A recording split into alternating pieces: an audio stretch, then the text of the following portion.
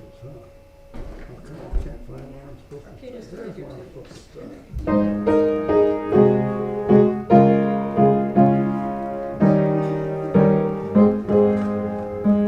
Open my eyes and I may see places of truth thou hast for me. Places my plans are wonderful that shall bless and set me free. Silently now I wait for thee. Ready, my God, thy will to see. Open my eyes and lead me, Spirit divine. Open my ears that I may hear voices of truth thou sendest near, and will obey once more my ear. Everything false will disappear. Silently now I wait for thee. Ready, my God, thy will to see. Open my ears and lead me, Spirit divine. Open my mouth and let me bear learning of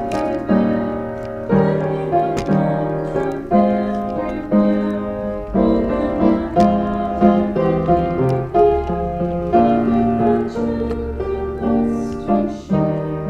Silently now I wait for thee. Ready, my God, thy will to see. Open my heart and let me be, Spirit divine.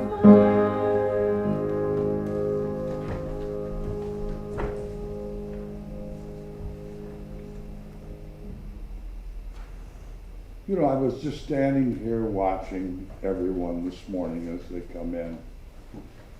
And I was thinking about this first little thing, your awareness, the foundation of discovery.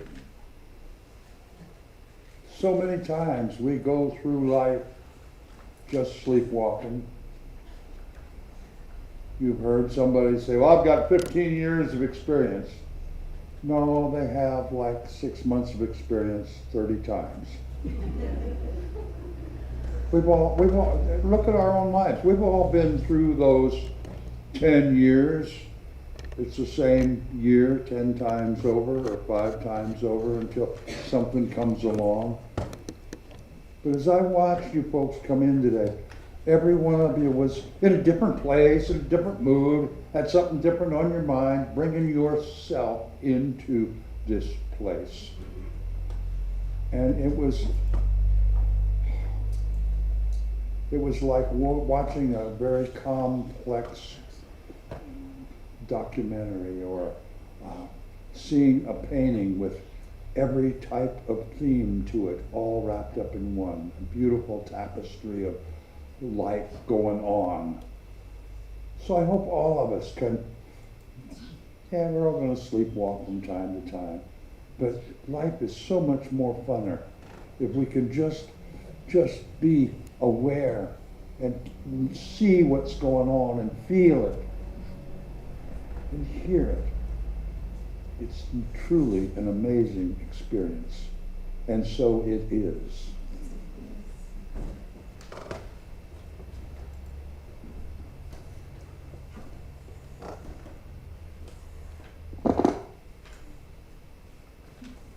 Success? Question mark. Some of you may or may not know that I've been on a journey toward better health for the past 2.5 months or so. It includes an eating plan designed to help you lose weight if that is what you need. I have heard there are people who actually need to gain weight. Hard to believe, right? But I digress. This program is also designed to increase your energy and to teach you how to eat so that you burn fat instead of muscle for energy. Along the way, you also learn how to prepare meals that are healthier and more balanced. The goal of the program is to help you achieve your goals rather than continue to spend money on the program. I have actually been quite successful. I've lost weight. I've come down a size or 2 in the clothes I wear. Being a veteran of the fat wars, I have quite a ways to go through my closet and drawers before I will have to actually spend money on new clothes. I have gotten wonderful support from my wife, who never hesitates to give me positive feedback. I've gotten much positive reinforcement from the scale in my bathroom. I have more energy, although I am still not leaping out of bed at the break of day. I'm hoping that will come later. They said that my tastes would change, and I am finding that to be true. I am eagerly awaiting the day that I actually like squash and tomatoes and avocados.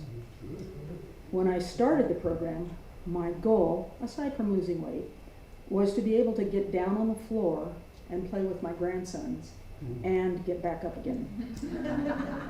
Perhaps the most important part.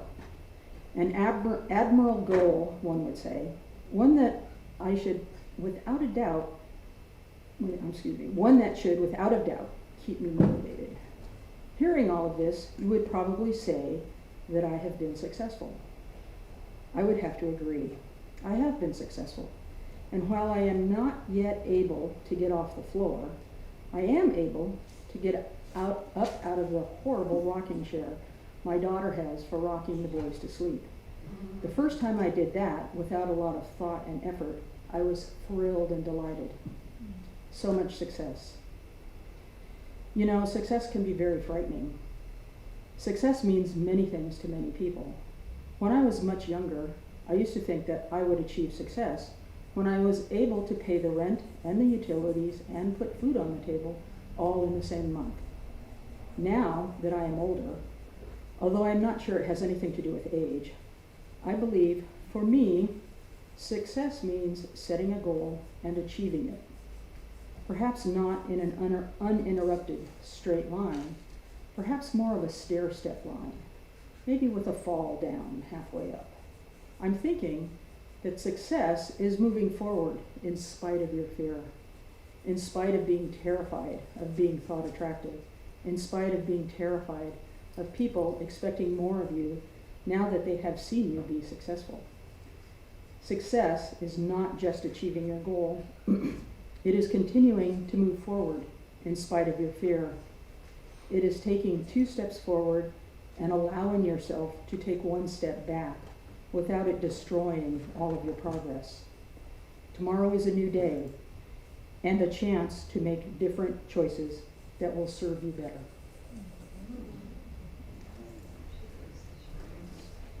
Catherine, thank you so very much. You always have such authentic experience and wisdom to share with us. Thank you very much. Well, good morning, everyone. I think summer has arrived. I think we're all ready for the heat waves now, although I think we're very fortunate compared to a lot of our country at this point in time. So, anyway, I've got some things. Monday nights are on hiatus till the 14th of next month, August. Is this Thursday? No, it's a week from Thursday. A week from Thursday, okay, for the spiritual book study at 10 a.m. I want to talk about some things. I had a wonderful conversation earlier this week with Debbie Knapp, and she is doing very well. Thanks everyone for the cards and calls and everything it meant. She said, I was shocked. I was just so surprised and uplifted by the cards and communication from the people at church. So that's very cool. Your demonstrations of thoughtfulness do get noticed. They absolutely do. And more proof of that, I got like 11 texts this morning at 8:30 from Cody. And he says he thanks everyone for all of their texts and their prayers. He said the prayers he feels and they're working. And if anybody would like to text him, I think calling's probably not real great, is it, Linda? Anyone can call at any time they want and, help answer these things. Okay, all right, but if you have a pencil, I'll give you his number if you want to write it down. A text would be, but he definitely thanks all of us for our prayers and our thoughts. Are we ready? 405 923 0238. And his name is Cody Walter. And I don't know what address is, I don't know, but he does appreciate your thoughts and prayers.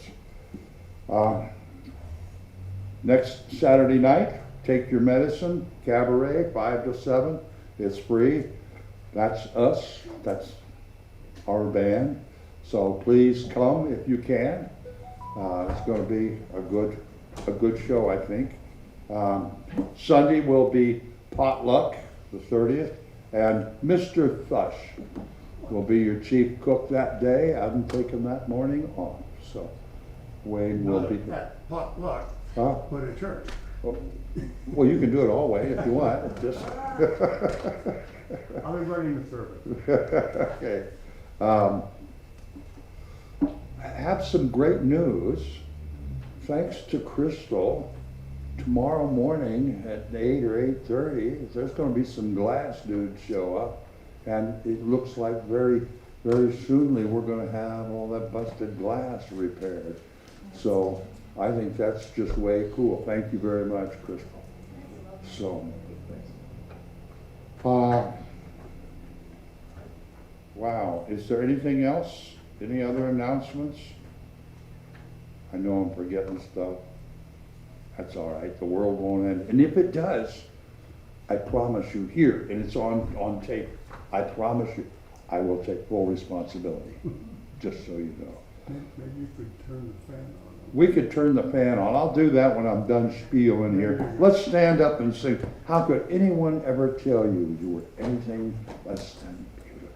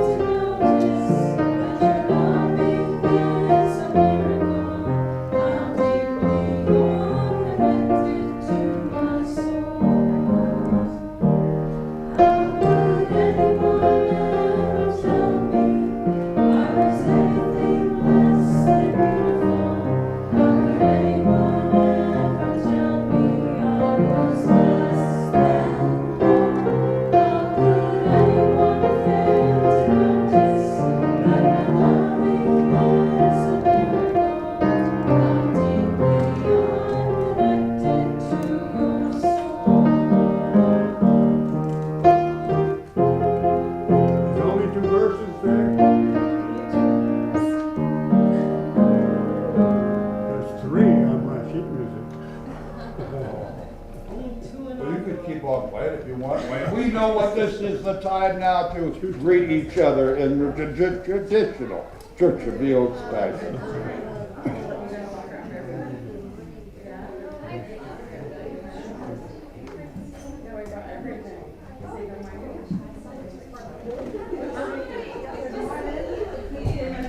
All right. How be ye? I be me and I be good. Oh, how be you? Am I squeezing I'm too gonna hard? off now.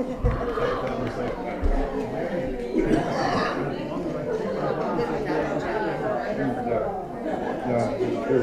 Thank you. One or two golf questions for you before you take off.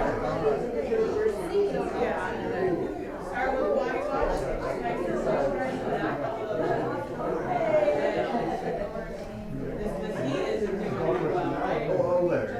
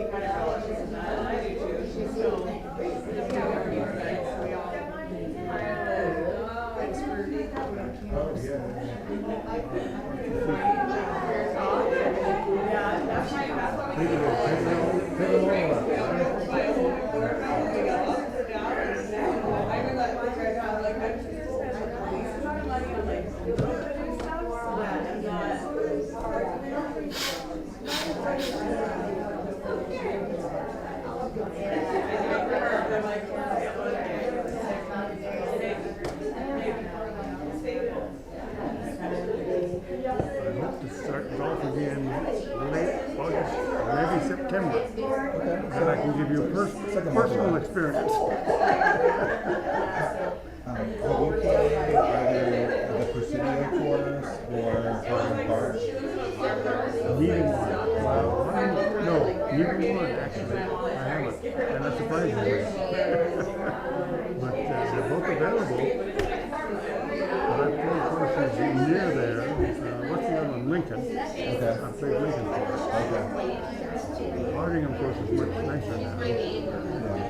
Have you, and then the other one is like at Half Moon Bay. They have a couple of courses there. Yes, they do, and I have played one course there, but it was like 25 years ago, and it was really wonderful.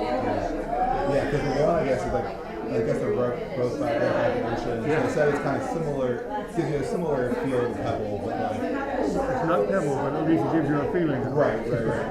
Our nephew is coming out next week from the East Coast, and he's a golfer. So I want to take him to a couple different places. So I'll probably take him to Northport.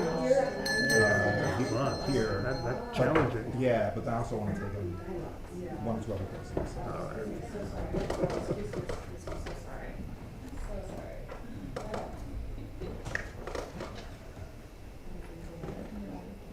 Is everything all right, Michael? Is that, okay, cool. I forgot to a couple of things.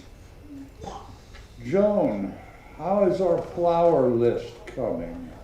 I'll tell you after I see the calendar. Oh, okay, right inside this door in the hall, there's a calendar. And you should all take the opportunity to share some floral delight with the rest of us on a Sunday morning. Just makes not only you, but everybody else feel lovely and wonderful. So we have that opportunity almost constantly to sign up. There's lots of Sundays left this year. So. And Taylor, how are you? I forgot to see if you wanted to come up and say hi this morning. I saw you this morning, and everybody, they were giving high fives. You got five for me, girl? Yeah, all right. It's good to see you. Are you doing anything fun? What are you doing that's fun? You went to a party? Yeah. Whoa. Yeah, was it a fun party? Good. Did you have good stuff at the party? Wow, good. What'd you get? Pizza, dinosaurs. Pizza and dinosaurs? You didn't invite me? That's my favorite kind of party. Anyways, well, thank you for being here today. It's great to see you. Okay, we'll see you next week.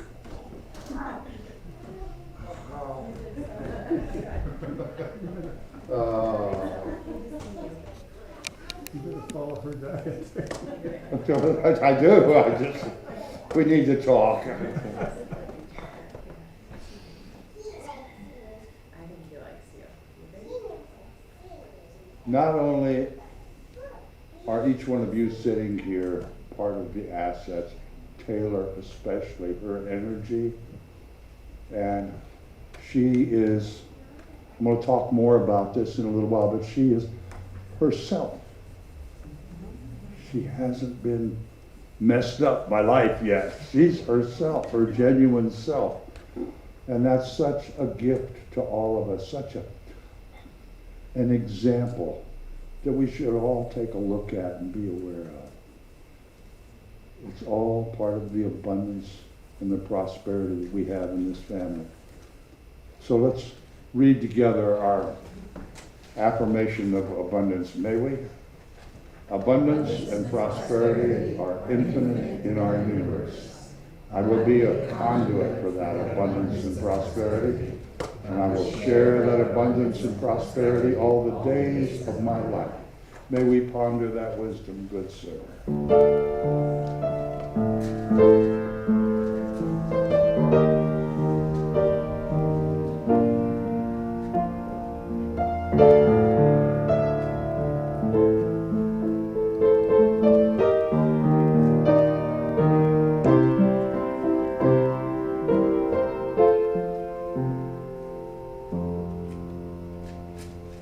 As we prepare ourselves for our meditation this morning, let's sing together, Be Still and Know That I Am God, number 69 in the wings.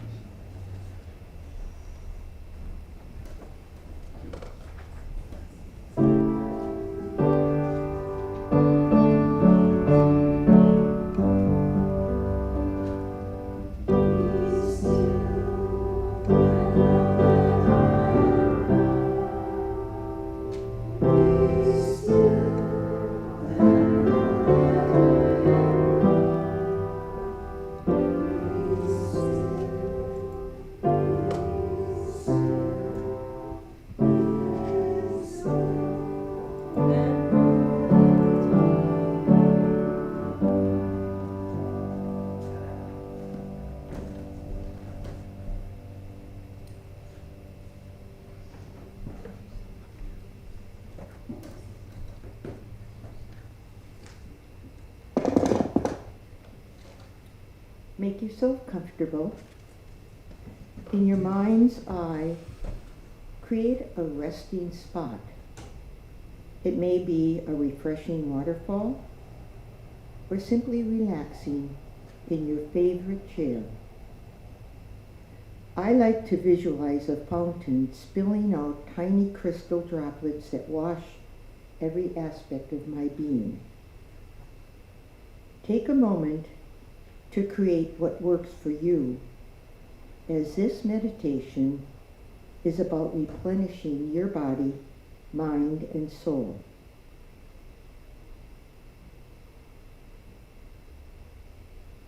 Let's begin with slow, deep breaths and solitude.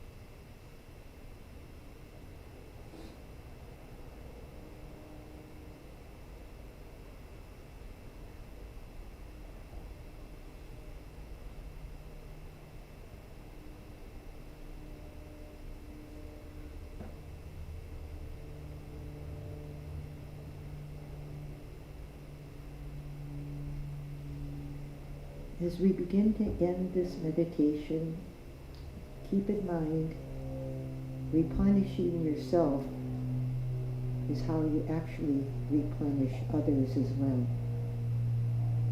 So now, surround yourself with the love and protection of God, and have a nice cool day.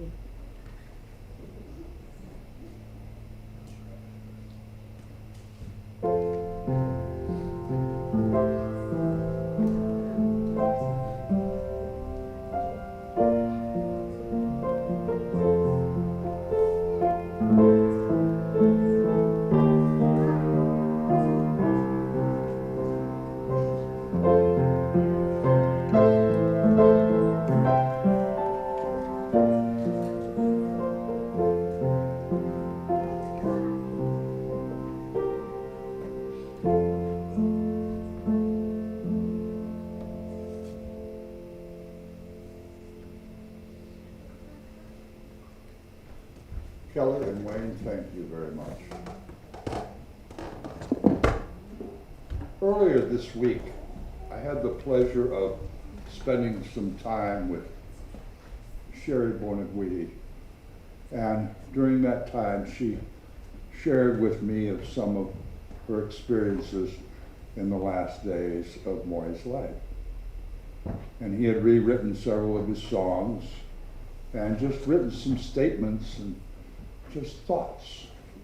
And there was one page she showed me, and it had some edited new lyrics to a song that he had written previously. And then there was a big white space at the bottom, and right in the middle of this white space, he had written down, "It all boils down to just being yourself." And I thought, wow, what a wonderful, profound follow-up topic to living and being and knowing our purpose that I talked about the last couple of weeks.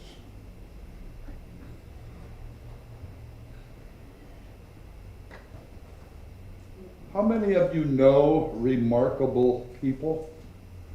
Have seen them or known them or been aware of them? Maybe not personally, like people like Wayne Dyer or Deepak Chopra, Eckhart Tolle, or somebody, or me, or you.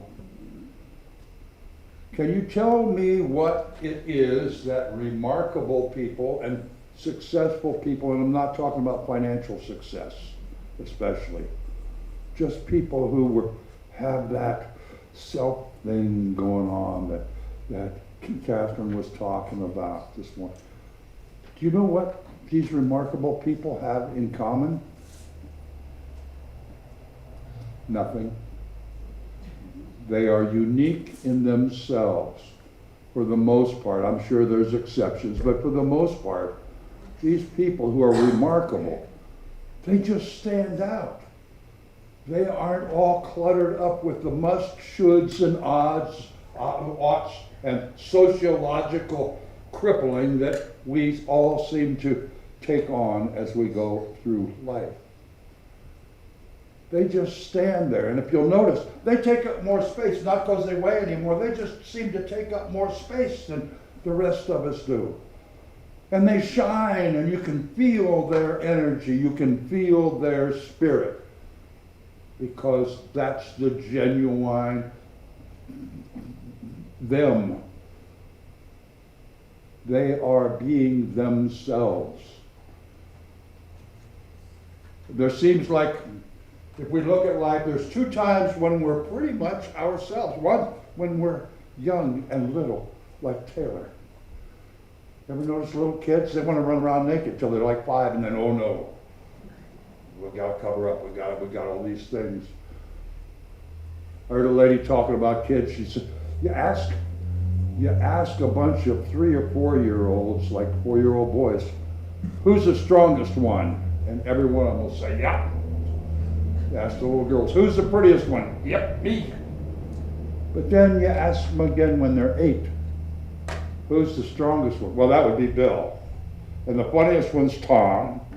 And the ugliest one's Jim. And the bully is Teddy. And in that short amount of time, they have already begun to label and box themselves in. These little kids, they're too young to disguise their differences. They're just proud of that's their differences, that's who they are, that's who makes them who they are. But by the time they're 8, they're already labeled. And then by the time they get in high school, whoa, they're really bully trained. Yeah, you're either smart and a nerd, or maybe you're just athletic and jock and cool. And if you're into the arts, that must mean you're gay or weird. It's just, we have socialized and disabled ourselves in our society. And we go through the major part of our life not being ourselves. We're being what we've been labeled, what we buy into, feeling less than, more than, whatever. But the next time we really become ourselves is when we get like most of us. Mature, aged. Because by that time, we really don't care what other people think. We just don't. And we're just too tired and we just don't give a damn enough to put up images anymore. And we pretty much say what we think. We've learned that we don't have to sugarcoat stuff. We can just pretty much say what we want. And that is such a wonderful freedom feeling. And I'm hoping that all of us can work at, give thought to being ourselves more.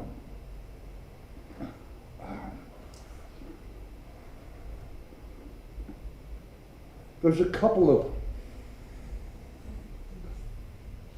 images that we take on as we go through life.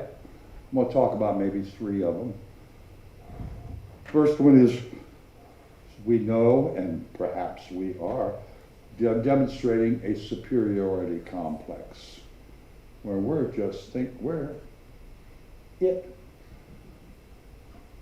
And conversely to that, there's others of us who have pretty much an inferiority complex, where we're pretty much garbage. We just don't measure up. But there's a place that's different than that. And I heard a lady describe it as having an interiority complex, where it's just you. Superiority and inferiority complexes require other people. And one of them, and those two complexes, those two personalities, pretty much are ego-driven. Another way to put it is, when you wake up today, are you going to have a good day? Yes, everything is coming up sunshine today. I went out, somebody must put gas in my car, it's full. And I checked my scratchers and I won $500 in the lottery. And it's just a wonderful day. Or maybe I woke up and the car was out of gas, had a flat tire, and the phone didn't work, and I can't find my wallet. Both of these conditions are actually controlled by our ego. When everything is just rosy, peachy, ducksy, wonderful, that's because I'm great. And when it's really crummy, well, that's because I probably don't deserve great. I'm pretty much junk.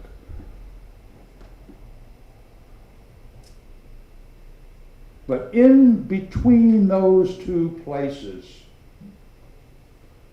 there's a special place that we can keep this ego. We have to have ego.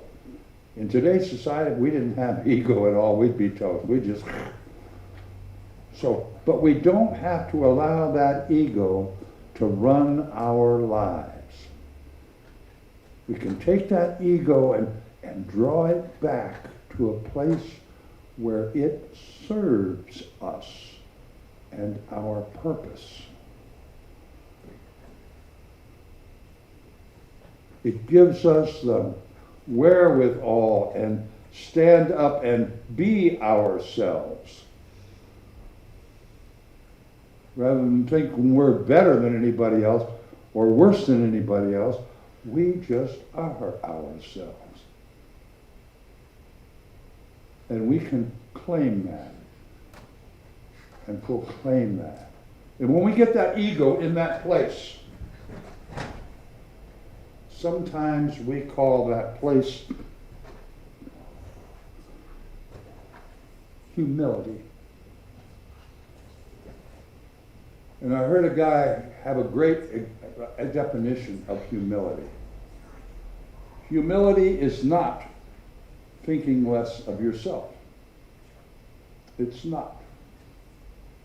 It's thinking of yourself less.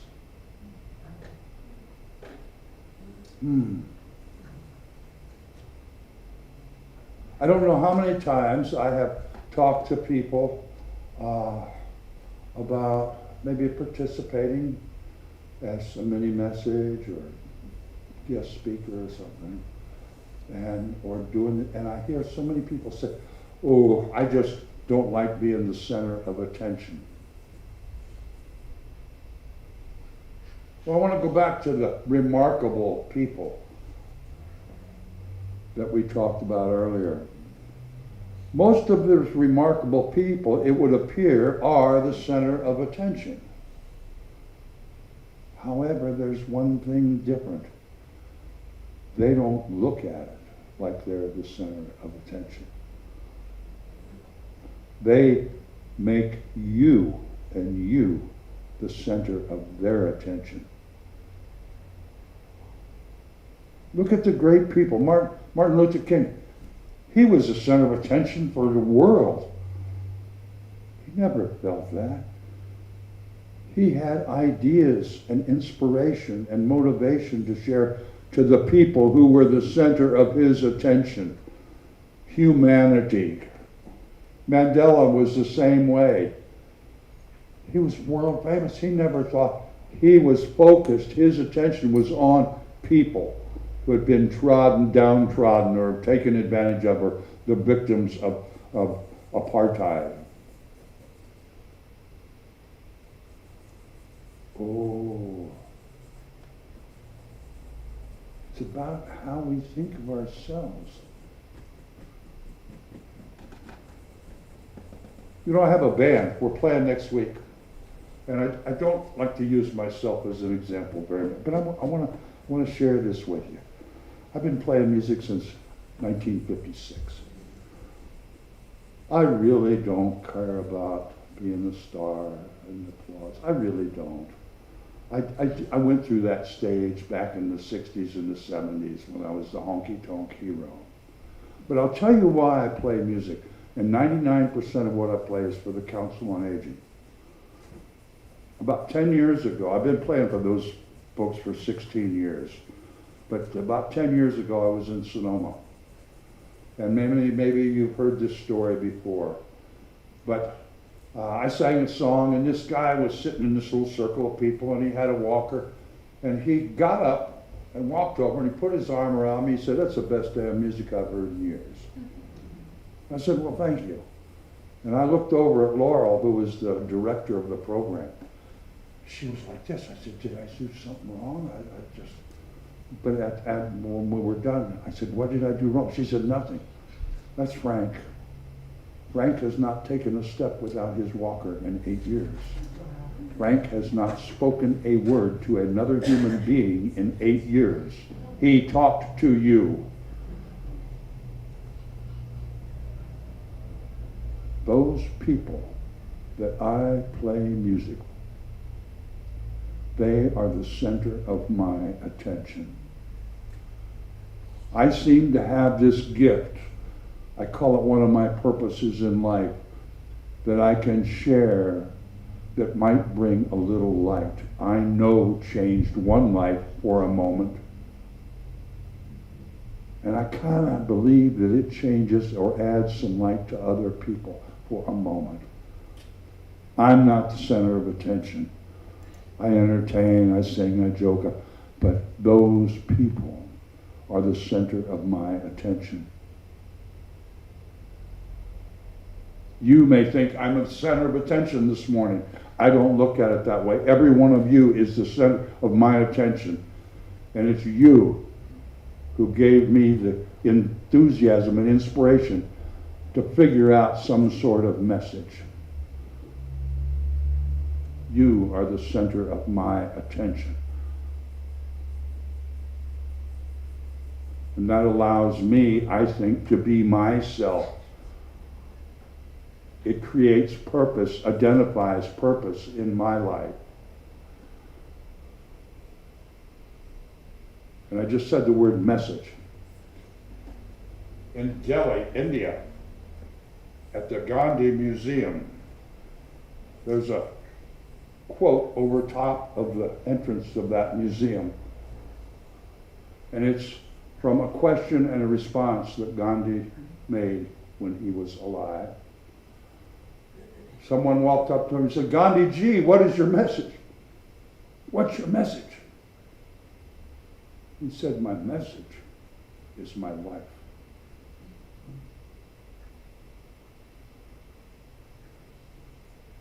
You know, I talk to you folks all the time. It's how you think. It's looking at your feelings. Looking at your actions. Well, I think when you're thinking about yourself, your authentic you, it's not all that much about what you think. It's important. It's not about what you feel, though it is important. It's not even so much what you do.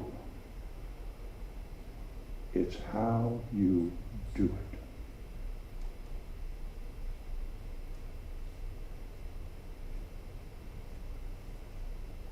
I think we can look at the way we do things. Yes, I'm going to go to the store and I'm going to get a half a gallon of milk and some hot dogs. But how am I going to conduct that journey, that experience? Am I going to go in and get out of my way, I need my hot dog? Or am I going to go in and smile at people, see what kind of joy I can be a part of? See how many smiles I can give to people who are pretty gloomy. See how many speeding tickets I can avoid by just taking my time. I found an interesting little thing down at the bottom of your order of service. You'll see I've got a couple things. It's how we think about stuff and how we pronounce stuff and how we do stuff. We can say impossible, or we can say I'm possible. And sometimes in life we feel like we just don't make an effort. We're totally impotent. Or I am potent. I do have value. I do have power.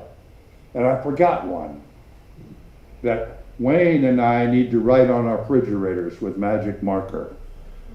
It's called impatient, or perhaps I'm patient. Whole different thing.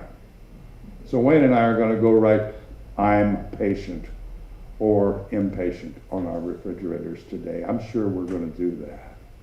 I'm going to go by tomorrow and see.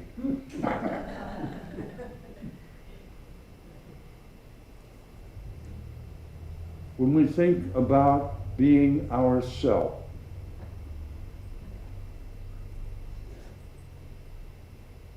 it's what is our message. That's our message that we give. That's our legacy. That's what our children learn, not what we tell them and preach to them and yell at them. It's who we are. That's where they learn. That's what they see. That's how they try to imitate as they go creating and growing into adults.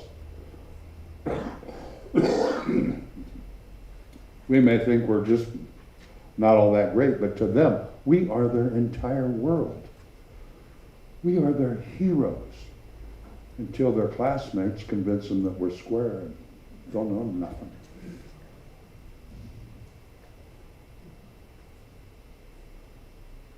As we take this journey, I hope that each of us can maybe think of Morrie. He was a magnificent songwriter. And when they came and sang for us, his music that he shared with us, that came from his heart. He wrote most of that stuff. That was his message. That was his true self.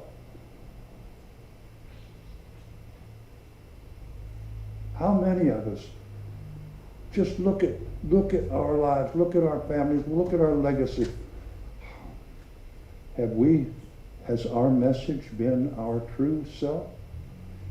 Or has our message been what society has boxed us and labeled us and conditioned us to be?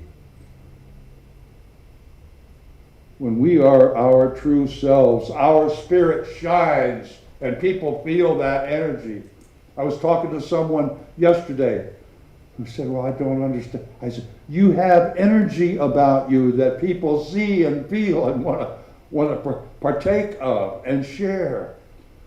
We all have that energy. We all have that true self. We came in with that true self. And I think it would be so sad to come to the end of the bus ride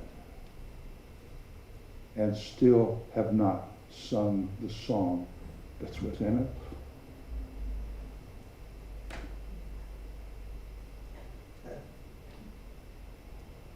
Find your song. Find that bit in you that's not like anybody, doesn't conform to any of the rules. That part of you that just is you. And you were given that at your incarnation. It is your gift to the world. It is your purpose in the world. It is you. You are unique. You have value, you have purpose, and you are here for a reason. Sing that song. Share your message of you. Our world needs it. That's why you're here. We're going to sing. This is my song. It's about all over the world. Let's sing the first two verses of that and think about what is our message, my dear friends. What is our song? Maestro, if you will.